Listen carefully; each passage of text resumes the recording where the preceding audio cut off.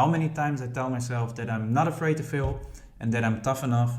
There are always times that I am in some way, shape or form a little anxious or afraid that something doesn't really work out the way I want to. Welcome everyone, my name is Tobias Philipp, and in this episode I want to share my viewpoint and my perspectives on how to deal with the fear of failure.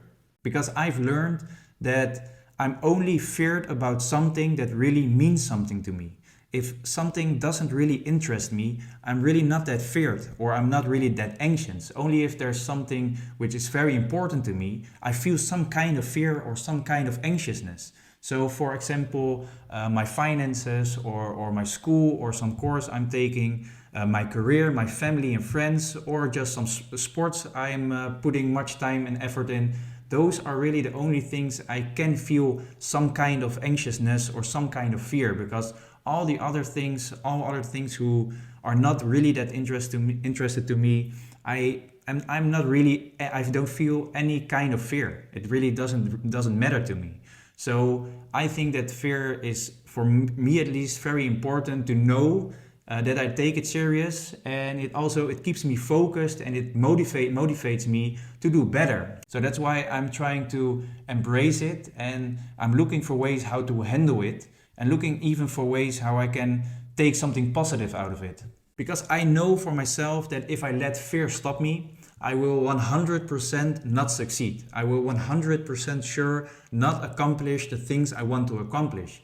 And I know for myself that I always have a choice. I either try and maybe succeed, or I do not even try at all and I will definitely fail. So I think that you can't really fail if you try. Because if you try, you maybe do not accomplish the thing right away, but if you keep trying, eventually you will succeed. But by quitting or stopping or not even trying, that is the only way to really fail. So I think that most of the fears I have are only in my head. I keep telling myself things which give me some kind of fear, even though there really isn't really that much to fear. If you really think about it, in some situations, what is the worst thing that can happen? There aren't really that many things. The only things are the things I keep telling myself. I give myself some kind of fear or some kind of anxiousness. And if I maybe think that there are some people who have an opinion about something I do, I have learned that absolutely nobody really cares.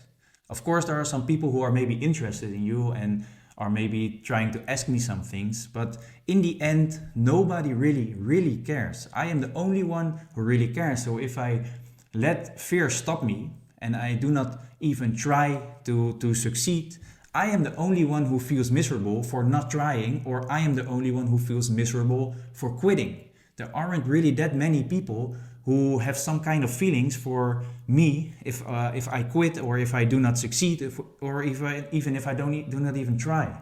I am the only one who cares as much that it gives me some kind of sad or bad feelings. So the only way I am using fear is to help me plan in advance. So I'm looking at things that may fail or I may fail at, and try to come up with solutions or ideas how I can prevent them. So in the end, I'm only using fear to achieve better results. And if I let fear stop me, I will know for sure that I will never grow and that I will always stay in the same place. And that's why I think, again, that fear is important at some point, just to know that I care about something, and I know that I need to improve myself to overcome some kind of obstacle in my life. And I know that if I am doing and I'm trying to accomplish the thing which fears me, I know that in the end I will achieve some result which will improve my life and which helps me to get further in my journey. And for example, in my own experience, I started 3 marathons and I only finished 1. The other 2 I did not finish. So I failed, you can say. But because I'm not quitting, because I'm trying again, and there will be a 4th marathon, I am not really failing. I only failed a little bit because I didn't finish it, but there were some things which prevent me from finishing those marathons.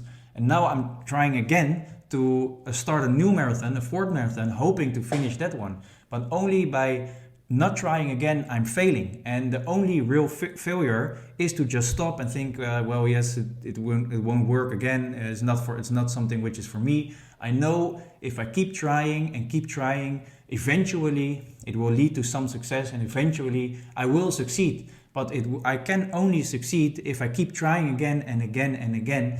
And if I quit and I will not try again, that's really, in my opinion, the only way I can really fail. And another thing I learned about that is that, yes, of course, there were some people who sent me some messages, some people in positive, maybe some people a little bit negative. But in the end, everyone went on with their lives, and I was the only one feeling a little bit miserable, of course, because I didn't really finish the marathon. But in the end, I was the only one who really cared. And again, I am now the only one who's trying again to finish my second marathon, or to finish my fourth marathon in a good way. So I believe that a failure is important, to know that you care about something and to know that it means something to you. And I believe that there's always a choice. You can either try and maybe succeed, or you don't try at all and definitely fail. And again, I believe that for me, at least, the only failure is not trying or quitting. If you keep trying and if you don't quit, you can't ever fail. Eventually, you will succeed at anything in life. And the most fears we have, the most fears I have at least, are only in my head. There aren't really that many things to fear, and there aren't really that many people who really care. Except yourself. I am the only one who really cares about the things I do, and really cares about the things that may not, in which I may not succeed at once, but will succeed eventually if I keep trying.